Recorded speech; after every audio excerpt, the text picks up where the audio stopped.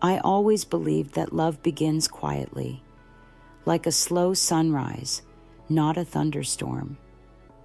When I first met Rayyan, it was one of those mornings that looked ordinary, but wasn't. I was at a coffee shop, half asleep, trying to finish a report for work. He was the kind of man who didn't blend into the background, tall, calm, expensive in the way he carried himself. He asked if he could sit across from me because the place was crowded. I nodded, and just like that, my life changed without any warning. He wasn't loud, he wasn't pushy, he was patient. He made silence feel comfortable. That's what got me. Not his looks, not his confidence. The silence. He noticed the smallest things. How I took too much sugar in my coffee. How I tapped my pen when I was nervous. When I said I didn't believe in love anymore, he didn't try to change my mind. He just smiled and said, "That's okay. Love has a way of proving itself when you least expect it." Those words stayed with me. Over the next few weeks, we saw each other everywhere, or maybe he made sure of it. The same bookstore, the same grocery store, the same morning walks. It felt like fate was pulling us together, but maybe it was all part of his plan. We started dating. My friends said I was glowing, that I looked alive again. Rayyan knew exactly what to say, exactly how to act, like he'd studied me. He never raised his voice, never argued, and always made me feel seen. That's the thing about manipulative men. They make you feel chosen before they destroy you. A year later, he proposed. A quiet dinner, candles, a gold ring, and a soft "I love you." I said yes, because by then I couldn't imagine life without him. My father passed away a few months after our wedding, leaving me his business shares and a small inheritance. I wasn't rich, but comfortable, and Rayyan handled everything. He said, "You don't need to worry about numbers and papers, Alina. I'll take care of it." I trusted him. That was my first mistake. The changes were small at first, almost invisible. He started locking his phone, working late, taking calls outside. When I'd ask what was wrong, he'd smile and say, "You're overthinking again. You need to trust me." He started controlling what I wore, who I met, even what I posted online. He wrapped his control in care, made his cruelty sound like protection, and I believed it, until I didn't. It was a Friday night when I found out. He'd left his laptop open. A message popped up from someone named Elle. "Don't worry, babe. Once it's done, she'll be out of the way. The house, the account, everything will be yours." My hands froze. My heartbeat drowned out every sound. I scrolled and found weeks of messages between them. They weren't just having an affair. They were planning to make me disappear. They had it all figured out. A car, accident, my will rewritten, a story of grief to cover his guilt. I wanted to scream, but I couldn't. I was shaking, my body cold, my soul split open. When he came home that night, I acted normal. I smiled. I served dinner, and in my mind, I planned my survival. 3 days later, Rayyan suggested a late drive. Just us. My instinct screamed no, but I went. Halfway down a lonely road, the car swerved. He shouted, pretending to lose control. The next thing I remember is darkness, water, and cold. I woke up in a hospital 2 days later. A fisherman had found me unconscious near the riverbank. Rayyan told everyone I died, and I let him, because sometimes, to take your revenge, you first have to let the world believe you're gone. When I opened my eyes in the hospital, the world felt different, colder, quieter. The doctor said I was lucky to be alive. The fisherman who found me said it looked like I'd been thrown into the water, not fallen.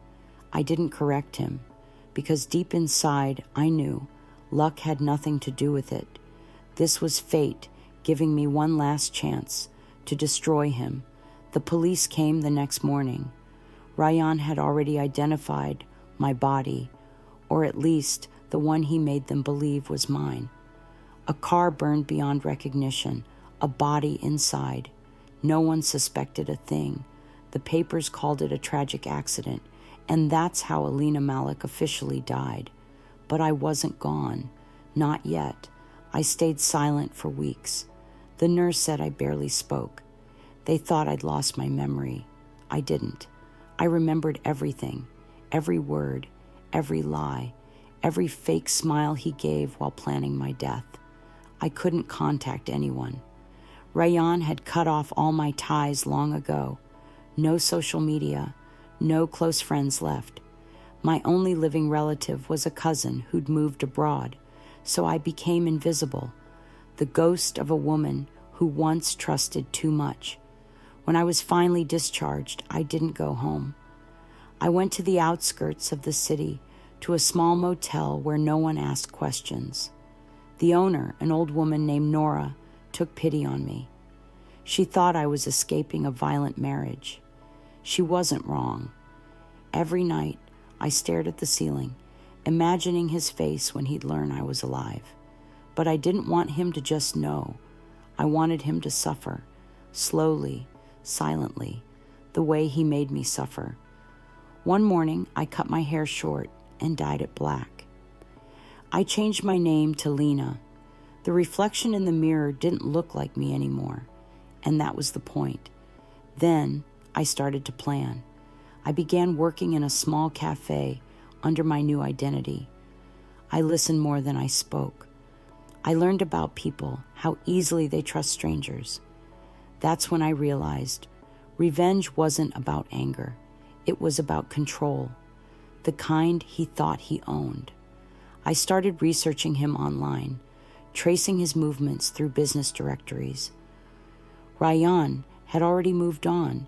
He was living in my father's house, driving my car, wearing my husband's charm like a badge of victory.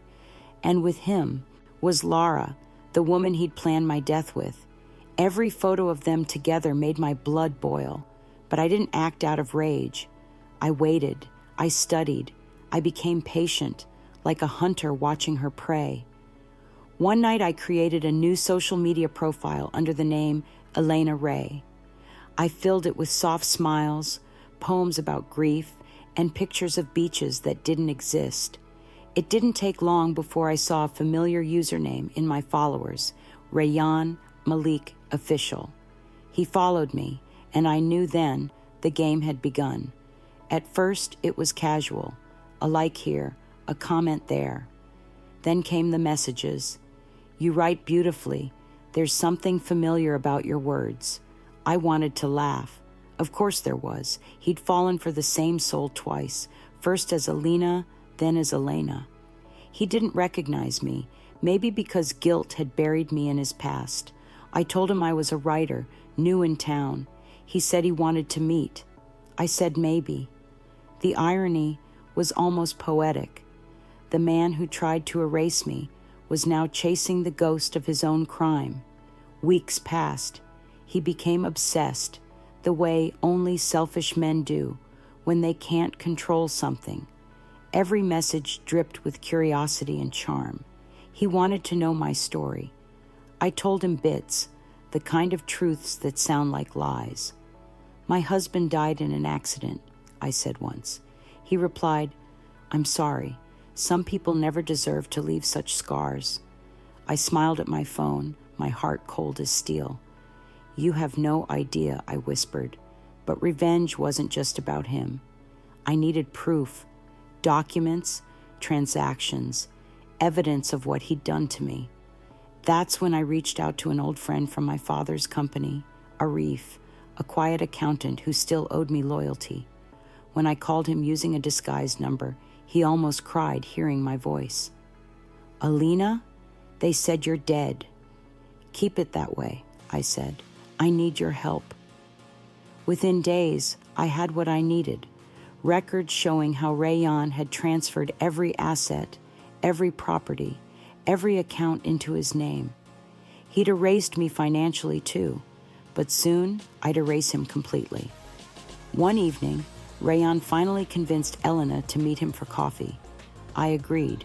I wore a dark wig, light contacts, and a dress he'd once told me I'd never pull off. When I walked in, his eyes widened, not in recognition, but in desire.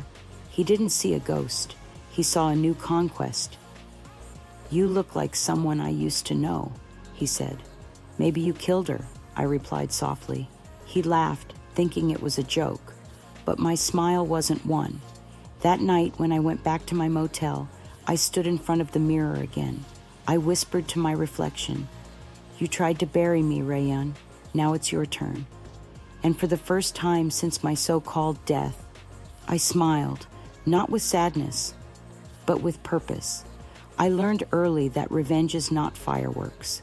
It's a series of tiny, precise acts that, when strung together, look like fate. You don't storm someone's life in a single roar. You rearrange the furniture of it, one nail at a time, until they trip over their own vanity. When I started, Rayyan was a man who believed in tidy endings. He liked things wrapped, labeled, and disposed of.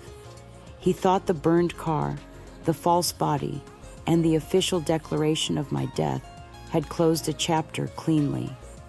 He didn't account for the fact that I was patient, for the fact that losing everything teaches you to move invisible and slow. I needed him to feel he was dancing on solid ground before the floor gave way. The first rule I gave myself was simple: gather the truth and weaponize it. Paper is harder to deny than anger, so I dug. Aruf, the accountant, became my quiet partner in crime. He had been loyal to my father, and something in him always smoldered for justice. He sent me copies of documents under my fake name, minutes of board meetings, transaction logs, all the things they assumed were deleted. They were tucked into encrypted files on a thumb drive I kept hidden in the bottom of the motel wardrobe, wrapped in a cheap scarf no one would want. Rayyan felt the first tug the way a fisherman feels a nibble before the fish strikes. It was small, almost unnoticeable, a friend request from Alina Ray accepted by him at 11 p.m., a comment on a post about local art, a text message that said, "We should talk."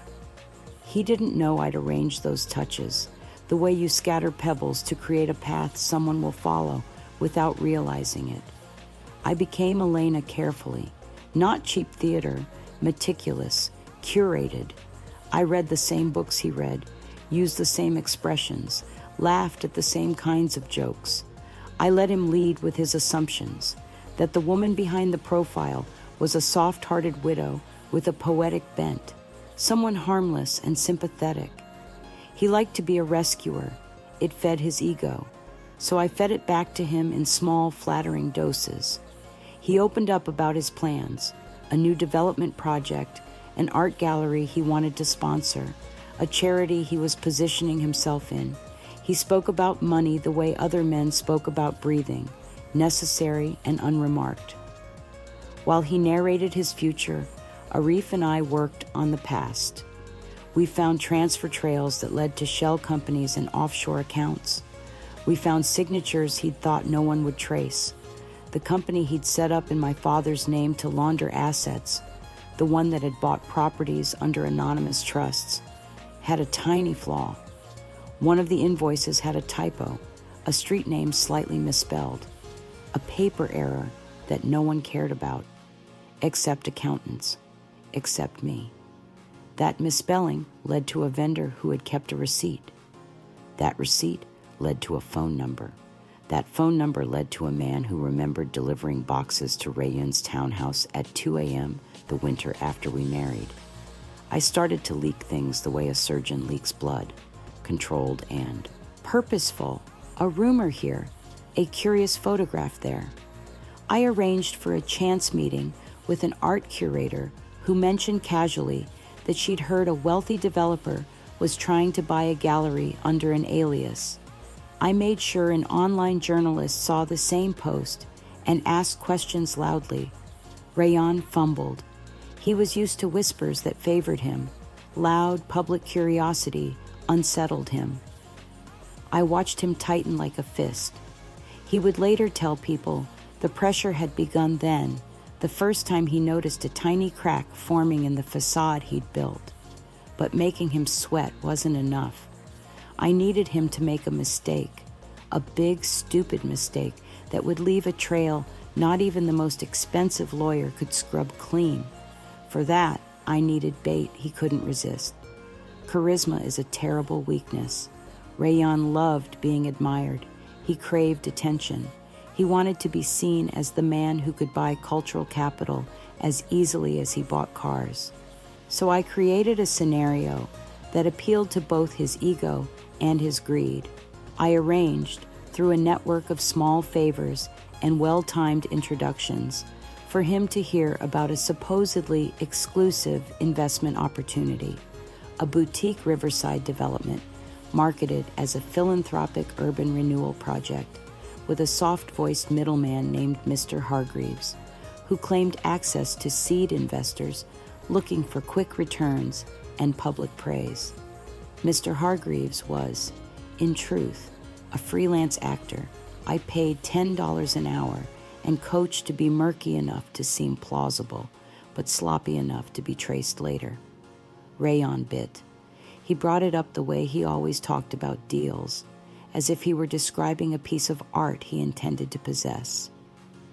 "It's clean," he told me over dinner one evening, not knowing the dinner had been arranged by me. "No one will ask questions. The trust will handle it. We'll be positioned as philanthropists, not profiteers." I smiled and said what I knew he wanted to hear. I let him explain the legalese while I traced my fingers over the wine glass and listened to the rhythm of his speech. The more he detailed it, the more he revealed.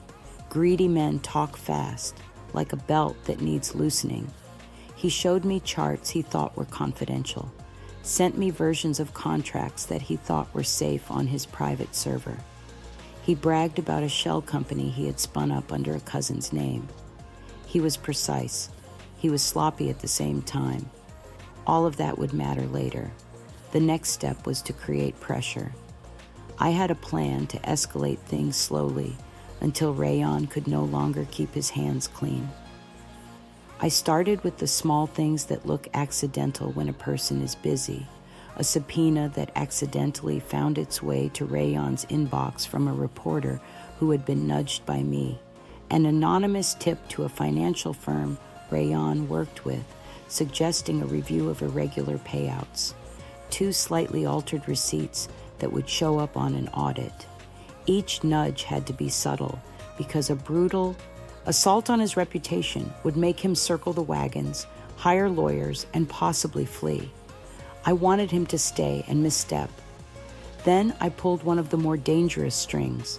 I contacted the woman he'd loved once upon a time, not Lara, but an investor he'd charmed in another city years ago.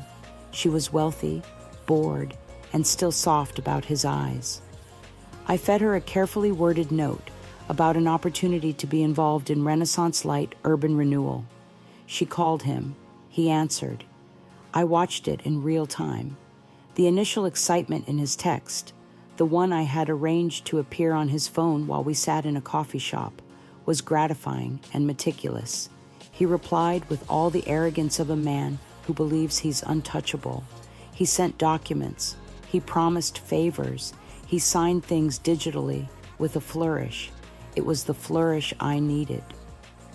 2 weeks later, the audit began. An independent committee, prodded by a journalist who had received the anonymous tip, opened a review of the trusts.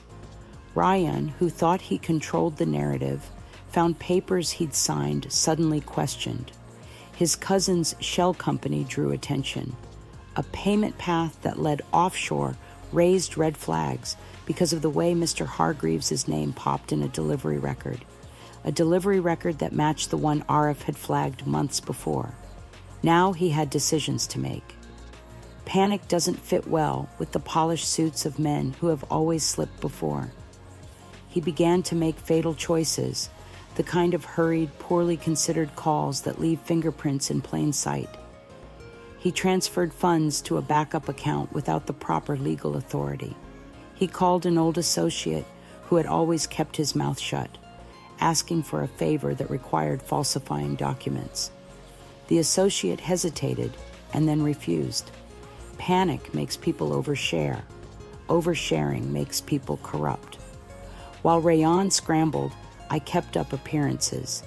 I smiled in public as Alina, sent him flattering messages, and let him feel the warmth of a phantom I used like a lantern to guide him into the trap.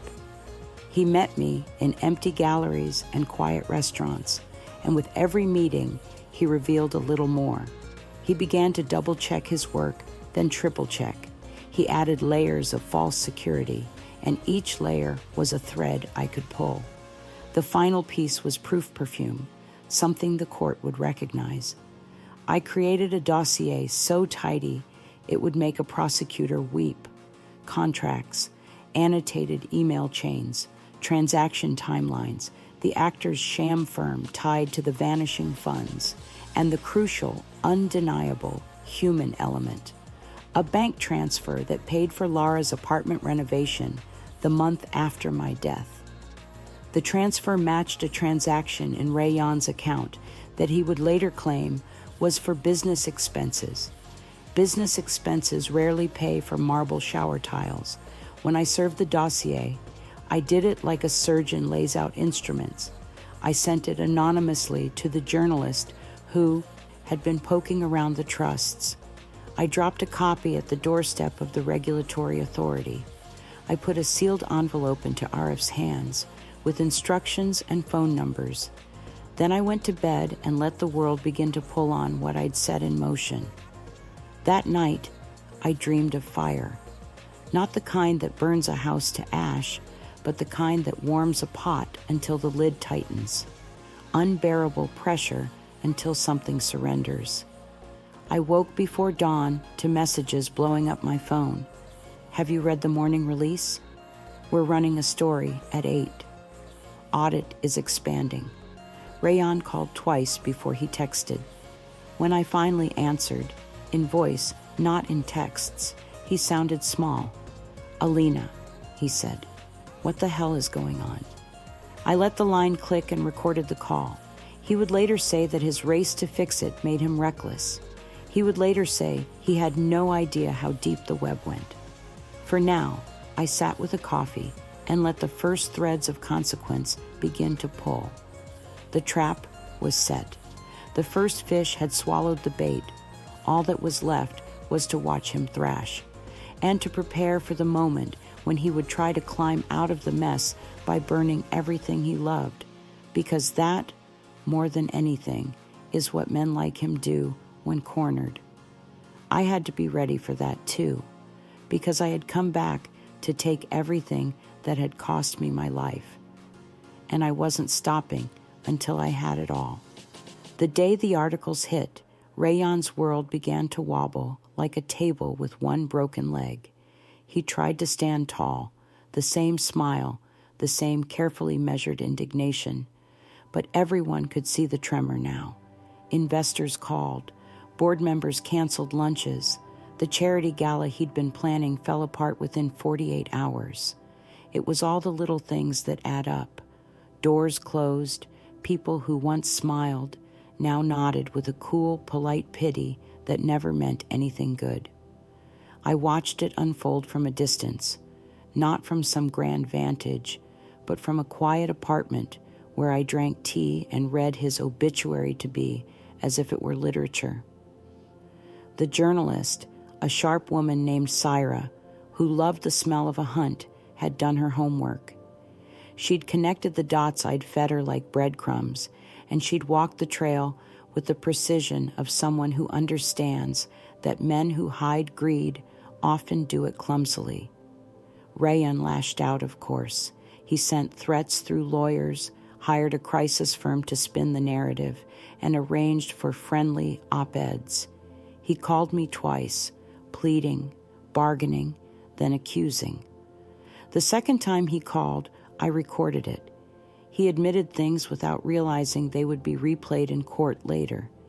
He spoke of reallocating assets, creative accounting, and even offhand mentions of payments made to a renovation company for Lara.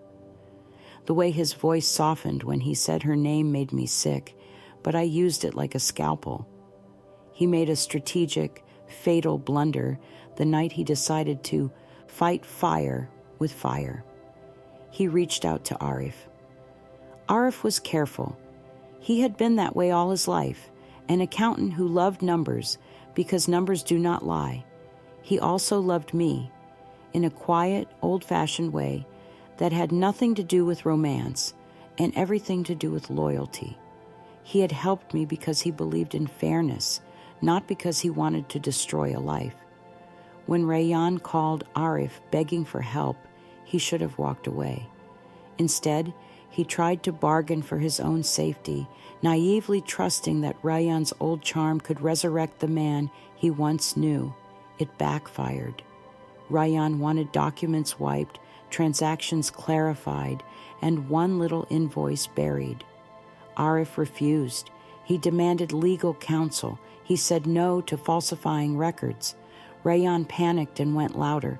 He threatened to expose Arif's own minor indiscretions, a loan signed in the rough years, a tax oversight, and suggested they could clean it up together. When Arif still refused, Rayyan's temper turned public. Within days, Arif found himself under the microscope. Rayyan's crisis team leaked a narrative of their own, an internal audit showing discrepancies that conveniently traced back to Arif's handling of certain ledgers. Overnight, Arif's name was dragged through the mud. He lost clients. People who had once trusted him called to withdraw funds. It was a classic move. Strike the helper to isolate the prey, make them easy to finish off. But Rayyan underestimated the tenacity of a man who has nothing left to lose. Arif fought back in the only way he knew how, numbers and paper. With my direction, the files I'd stitched together, the receipts Arif had kept hidden, we built an ironclad countercase. Every supposed discrepancy, Rayyan's team presented. Arif matched with a receipt, a timestamp, a signed delivery. It was painstaking. It was legal plumbing. It was the kind of work that doesn't make headlines until the gavel falls, but it was the work that mattered. Publicly, Rayyan tried to look unbothered. He smiled at camera crews, repeated the same lines about misunderstanding and attacks by unscrupulous journalists, and lectured about privacy and vengeance. Privately, he grew meaner. He started making mistakes that greed forces on men when they are pushed. He shipped funds to accounts with shaky names, hired intermediaries who left paper trails, and made investments that were visible and traceable. Panic is a crude sculptor. It makes people ugly. The biggest misstep, the one that would finally break him, came when he tried to bribe a silence. He reached out to Lara and demanded she take the fall publicly, to tell the press she'd been the mastermind. She laughed. She had already started her life in a new neighborhood and found a new vanity that didn't appreciate jail conversations. But greed had blinded her too.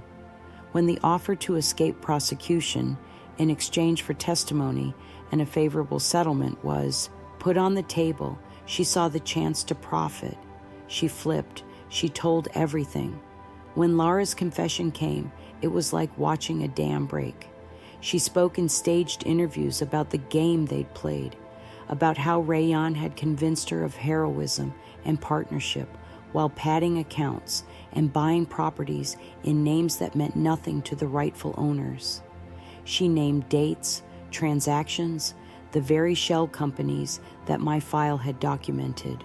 She named the renovations that had been billed through Rayyan's consulting firm, including the marble tiles that had been paid for with funds meant for charity. Once she spoke, the rest unraveled faster than I dared hope.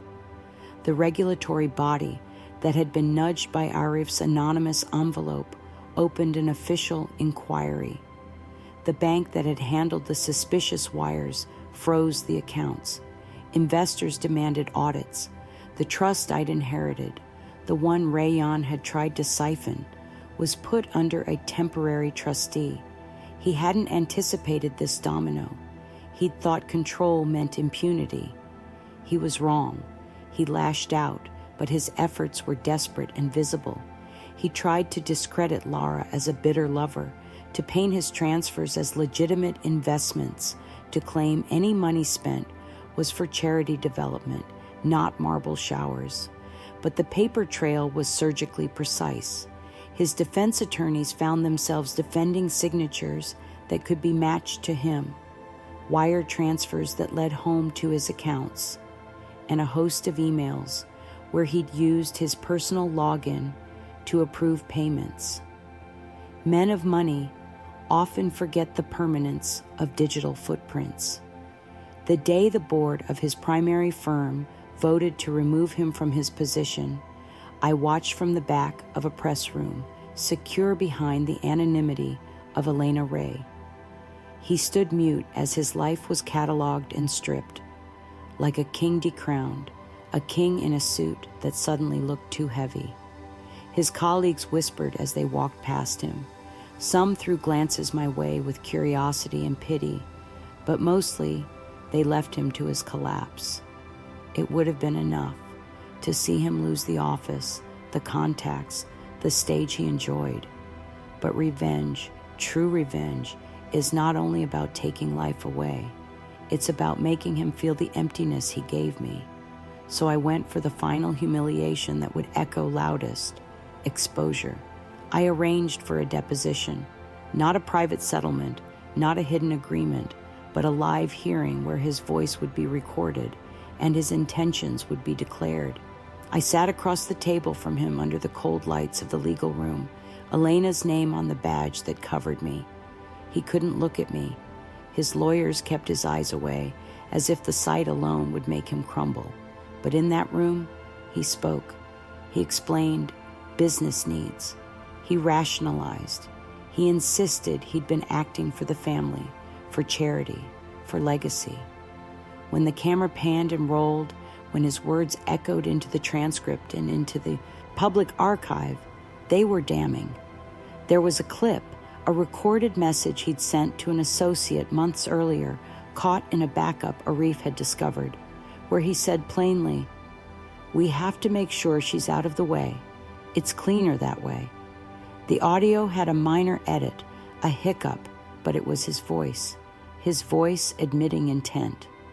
The prosecution rested its case on that clip, then watched as tempers flared and truth took seat. He was arrested weeks later, not for the expedient act he'd hoped no one would notice, but for conspiracy, embezzlement, and fraud. The police took him from the same townhouse I'd once shared, the home that smelled of my perfumes and his lies. They cuffed him, and the sound of the metal closing around his wrists was a small private bell to me. I expected triumph to taste sweet, but it was iron and resolved wood. Victory felt heavy, like a debt finally paid, but not a joy. I had not brought him to ruin for applause or for revenge alone. I'd done it because the world owed me a restitution it had refused to give when I was alive and naive. Watching him led away, I felt something else, a severe, calm emptiness. I'd gotten what I wanted, but the cost had been exact. There was still one more thing to do. He would not get to keep hiding behind the shredded papers of his reputation. I took the evidence to the press again, this time in the hands of a lawyer, not as Elena, but as Alina Malik. I walked into the courthouse and filed my testimony, my name on the document, my fingerprints on the page. The judge looked at me like someone who'd been waiting for a ghost to return. When the camera crews focused, I didn't speak to them. I only handed over the dossier and watched the ripple begin. They called me a phoenix in editorials and a cautionary tale in morning shows. Some suggested I'd become more dangerous than the men who'd tried to bury me. I did not argue. The truth, finally public and incontestable, carved a path forward. Rayyan's trial would be messy and long. He hired the best. He pleaded not guilty. There were motions, experts, alibis, and the gray theater of legal maneuvering. But in the quiet moments, when the court recessed, he would meet my gaze from behind a glass and understand, truly understand, that the woman he'd tried to erase had become the force that ended him. His fall had begun not with audacity, but with his own hands. And so, as the city watch lights blinked and lawyers shuffled papers, I walked away. Not because I didn't want to see him punished, but because revenge is finally complete when you stop watching. I had set the trap. He had fallen into it. The rest was now the work of the law. I'd taken his empire, dented his pride, and reclaimed my name. All that remained was to rebuild what had been taken in the years when I'd been buried alive, to plant instead of to poison, to care instead of to manipulate. His ruin was not my life's end. It was my beginning. The day the verdict came felt less like an end and more like a punctuation mark, a period in a sentence that had already gone on too long. I sat in the gallery of the courthouse with Arif beside me, hands folded so tight my knuckles went white.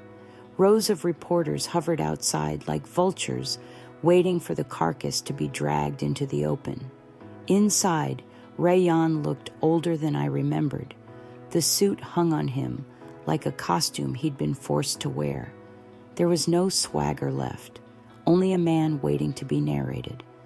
When the judge read the guilty verdicts, conspiracy, embezzlement, fraud, a strange, slow relief washed over me. People cried in the gallery, murmurs and gasps folding into one another. Some clapped softly. I didn't. My first thought was practical. There would be restitution, paperwork, meetings, and the ugly, necessary work of untangling what had been stolen. My second thought was private and quieter. The woman who'd been buried was finally named again in public records.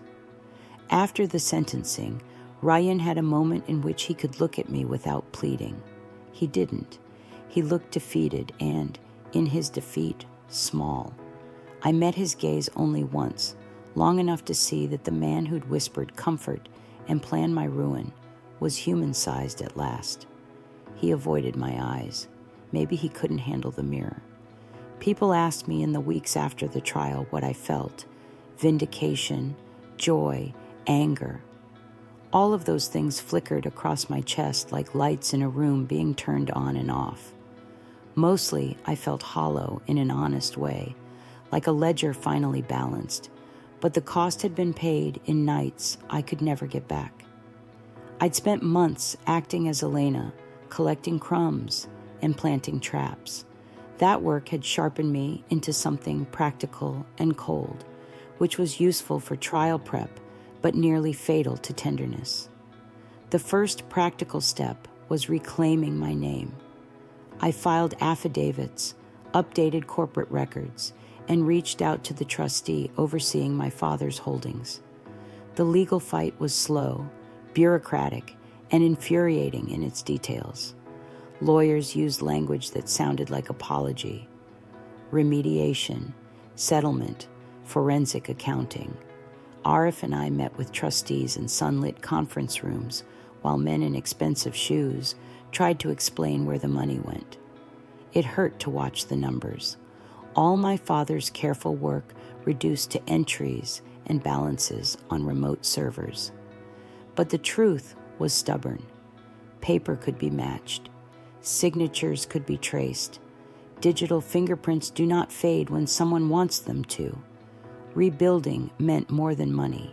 It meant walking into places that smelled of old memories and not flinching.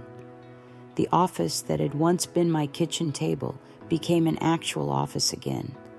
I hired a small team, people who believed in the work my father had done and in the idea of doing it honestly. We revived projects he'd dreamed of. We reopened community programs he'd supported. Each grant we approved felt like planting a flag where something had been blasted away. And somewhere in all that business, something unexpected happened. I started to breathe without checking for shadows behind me. The paranoia that had been my constant companion for months loosened its grip a little each day. I kept therapy appointments. I cried in cars before meetings if I had to. I let myself feel the awkward, slow rebuilding anyone does after trauma. Small kindnesses, long walks, the way a child's laugh can cut a fissure in the worst day and let light through. Rayyan's appeal dragged on for months. In court, he tried the usual defenses: misinterpreted transactions, rogue employees, malicious reporting. He found new lawyers, men whose suits cost more than my monthly payroll, but the records were clean and savage. Wire transfers, approvals, and emails where he'd typed the words that spelled intent. The audio tape in which he'd said, "We have to make sure she's out of the way," stayed like a hook in the public ear, a piece of the human soul that makes interpretation unnecessary. People understood the sentence without legalese.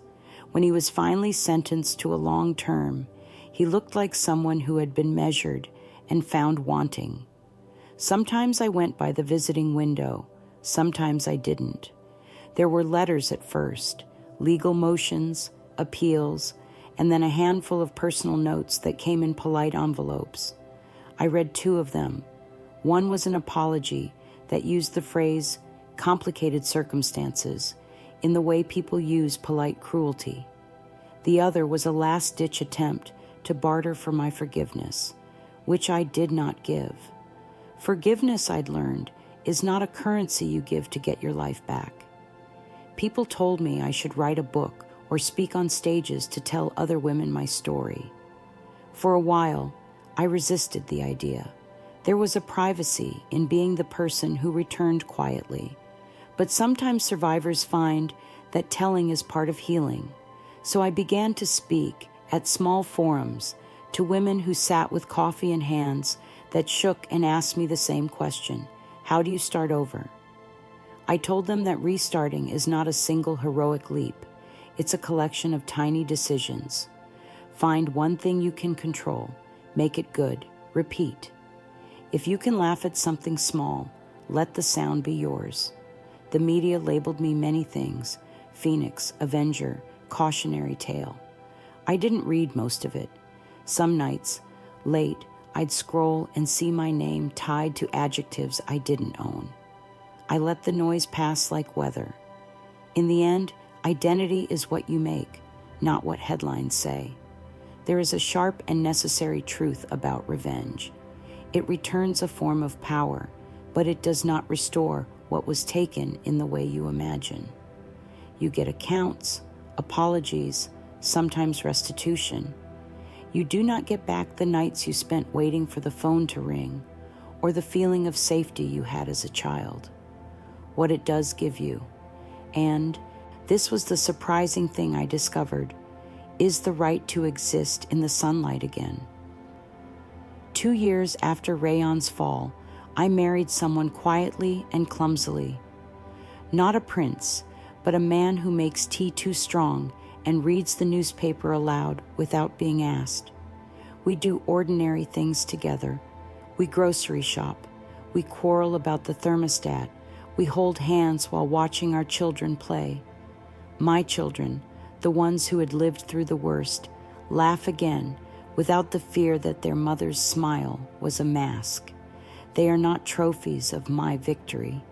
They are the living, loud, messy center of what I now protect. I still pass by Rayyan's old townhouse sometimes when I drive through the city. The windows are dark and the gaslight leaks out onto the sidewalk like a memory. On some level, I am grateful the city moved him to a smaller life. Make it sanitized, make it quiet. Do not let him be a cautionary legend. There is cruelty in spectacle that I do not want to feed. At night, when the house quiets, I go upstairs to a small room that holds a wooden box, a box I pulled from under a false floor in the old house the month after I returned to life.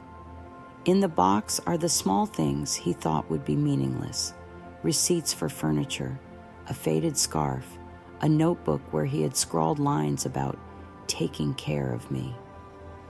I read the notebook sometimes, not because I want to feel him, but because I want to catalog the instrument he used to try to silence me. It helps me remember that what he did was not inevitable. It was chosen. Knowing that is a kind of armor. If someone asks me if I regret the path I chose, the answer is complicated. I regret the nights of grief my children endured. I regret that a man could engineer such a brutal plan. I regret the part of me that allowed trust to be eroded so completely. But I do not regret the decision to come back, not once. Revenge smoothed the edges of the violation, yes, but real life, the rebuilding, the small acts of ordinary love are what stitched me back. They are the true victory. One rainy afternoon, years after the trial, I walked along the river where it all had almost ended. The water moved swiftly, indifferent to grief and triumph alike. I thought of the woman beneath the ashes who had become the person who could plant again. I opened my hand and let a little photograph go, the one where he'd smiled at me on our wedding day, a smile that had since proven false. The river carried it away, black and glinting for a moment, then gone. I felt lighter, not absolved, not triumphant in the way tabloids like to paint survivors, just lighter. Because in the end, surviving isn't about getting even. It's about making room for what comes next. And for me, what comes next is mine. Messy, imperfect, finally mine.